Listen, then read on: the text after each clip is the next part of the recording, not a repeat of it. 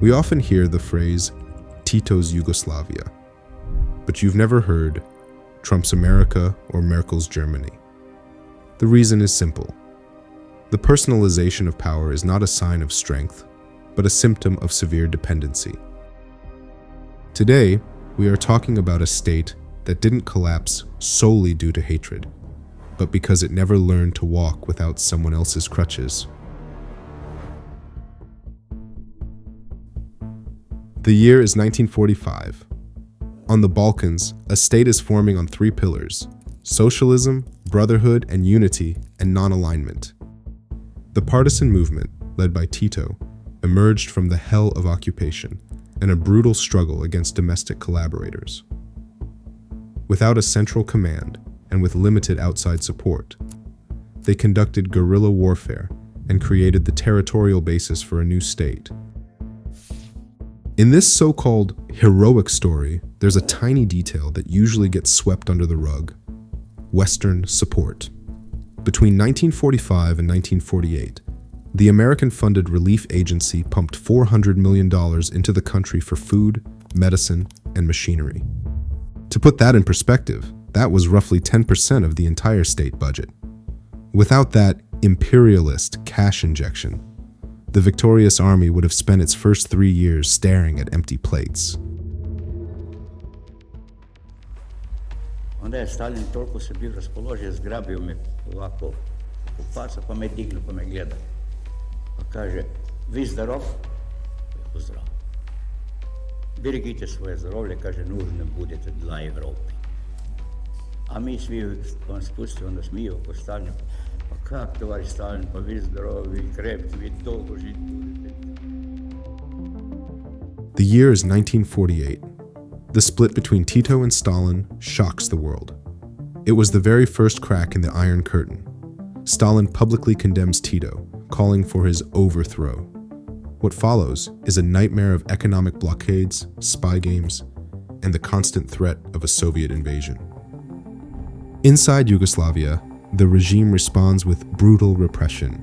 On the skeleton islands of the Adriatic Sea, over 16,000 internal enemies have their backs straightened through forced labor and torture. But while he was crushing dissent at home, Tito was playing a high-stakes game of geopolitical poker on the world stage. He turned to the one place Stalin feared most: I hope during this visit, Washington.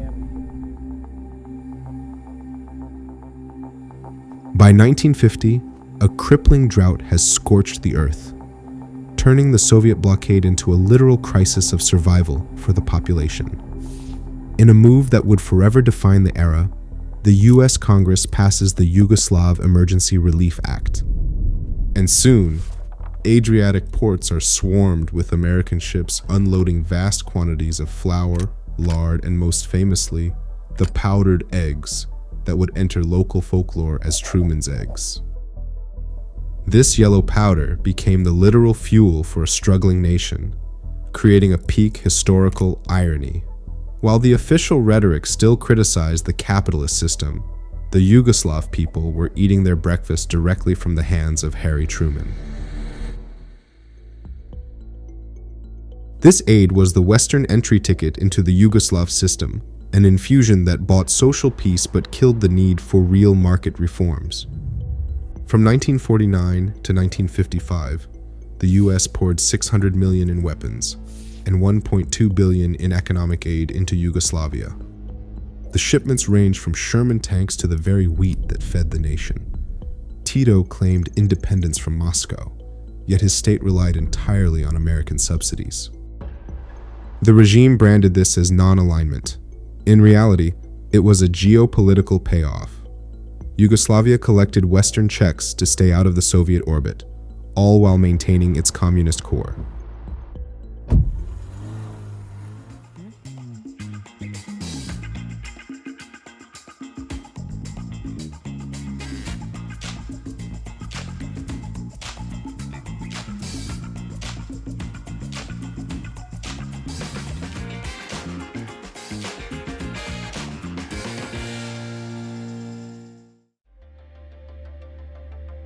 People still talk about the 50s and early 60s as the absolute golden age.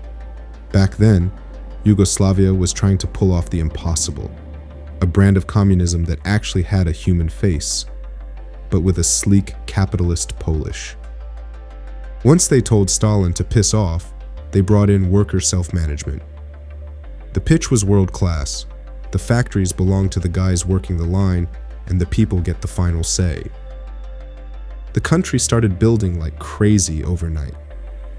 Industrial giants like Energoinvest and Konchar literally rose out of the mud. Modern flats started popping up. The first real hotels hit the Adriatic coast, and the Yugoslav standard of living became the envy of everyone stuck behind the Iron Curtain. And look, it wasn't just a sales pitch. By the mid-60s, the average Yugoslav was living like a king compared to a Pole, a Czech, or a Hungarian. You could actually buy stuff that was a total luxury elsewhere. People could travel, or they could get a mortgage for a flat. This was a reality you could feel in your wallet. But behind that shiny facade, the economic engine was constantly stalling, mostly because self-management had morphed into a bloated, sluggish mess. Instead of people who actually understood the market, you had political committees calling the shots, pumping out goods left and right that, frankly, nobody wanted to buy. Was halten Sie von den Gastarbeitern in Deutschland? Was soll ich von den Gastarbeitern? Wir sind zu viel hier. By the early 1960s, Yugoslavia's internal reserves had run bone dry. The country was caught in a painful vice between global ambitions and Balkan productivity. That post-war fire that built the railways had faded, replaced by a cold, hard truth. The system could no longer feed its own children. Suddenly, a massive surplus of labor emerged, people who had become a burden to their own homeland. It was then that Tito and the party made a move that wasn't really about economics, yet it saved the Yugoslav economy. Rather than admitting that their self-sustaining socialism was bankrupt, they chose to export the problem. In 1965, instead of giving people economic freedom at home, they gave them the freedom to leave. They handed out that famous red passport, not as a badge of prestige, but as a one-way ticket to survival. By 1973, over 1 million Yugoslavs had become an invisible army of laborers across the West. That year alone, they sent home $1.5 billion, a staggering 20% of the entire state budget. It was the tragic math of survival. Every fifth dinar the state spent was earned by a worker scrubbing floors or mixing concrete in Munich, Stuttgart, or Vienna. Tito saved the state by exporting its discontent. While these workers dreamed of home in the lonely silence of German barracks, they were wired back the hard currency that fueled a mirage of prosperity. That money allowed him to keep playing the role of a successful leader of a happy nation, while its true strength was slowly bleeding out on foreign construction sites. Let's take a moment and really picture it. In 1970, Yugoslavia's external debt sat at around $2 billion. The state was borrowing, sure, but it still had its hands on the financial reins. By the time 5 years had passed, the whole picture had changed as the debt shot up to $6 billion. Even though the country still looked successful and shiny on the outside, the hidden cracks in the system were starting to get wider. Then, in 1980, the debt hit a shocking $20 billion. To make it simple, that was more than 1/4 of everything the country earned in a year. Tito was not worried about tomorrow, because his only goal was to make sure the country survived today. And at that, he was a master.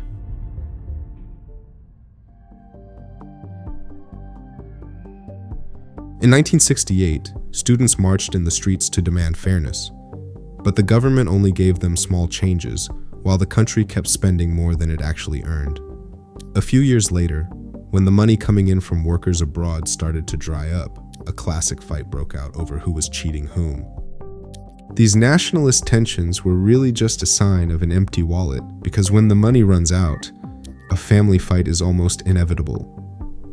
People in Croatia complained that Belgrade was stealing their tourist money to build failing factories in other areas. while the Slovenes felt like they were dragging a train full of lazy neighbors behind them. From Belgrade, the leaders shouted back that the others were ungrateful, and the argument over who was feeding whom became more important than actually producing anything.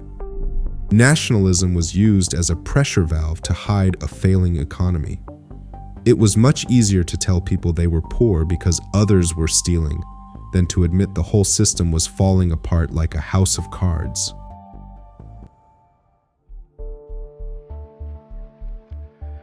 Umro je drug Tito. To su večeras saopštili Centralni komitet Saveza komunista Jugoslavije i predsjedništvo Socijalističke federativne republike Jugoslavije.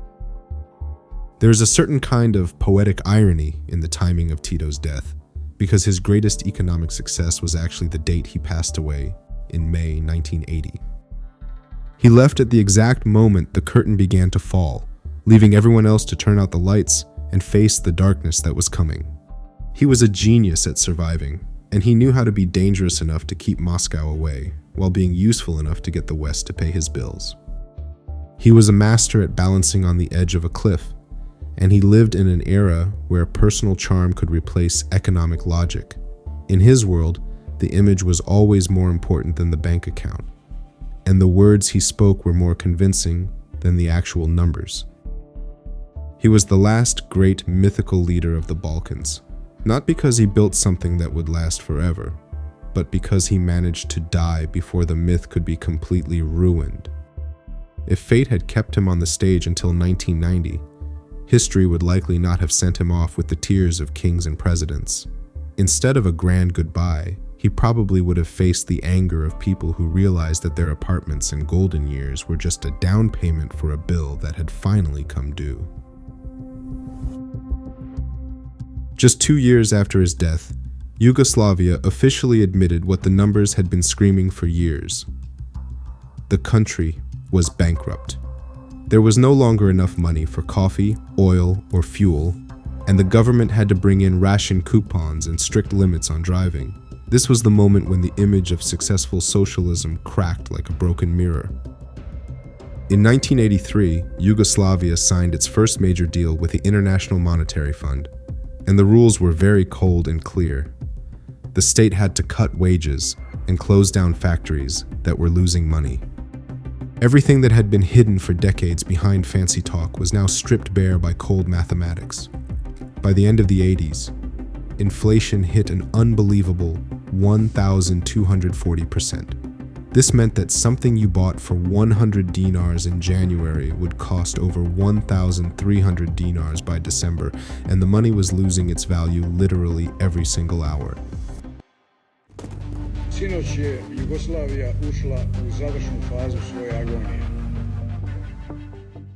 That final phase of agony was the moment the bill for decades of borrowing finally came due. You can remember that time with nostalgia, but economics does not run on feelings, and the numbers simply do not lie. A system built on foreign loans and the charisma of one man could not survive once that man was gone. Yugoslavia was an incredible political creation, but economically, it was a fast train with no brakes where nobody was allowed to ask where the tracks were leading. Today, we are still living with the aftermath of that ride, divided into small countries that cannot agree on their past, let alone their future.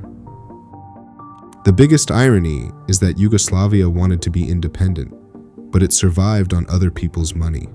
It built a dream of unity, but it fell apart in a tragedy that changed the Balkans forever. Now we are left with the question that still divides families at the dinner table.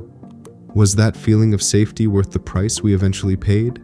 Or was Yugoslavia just a long and expensive delay of a reality we were too afraid to face? Maybe it wasn't the solution. Maybe it was just the last great myth before the lights went out.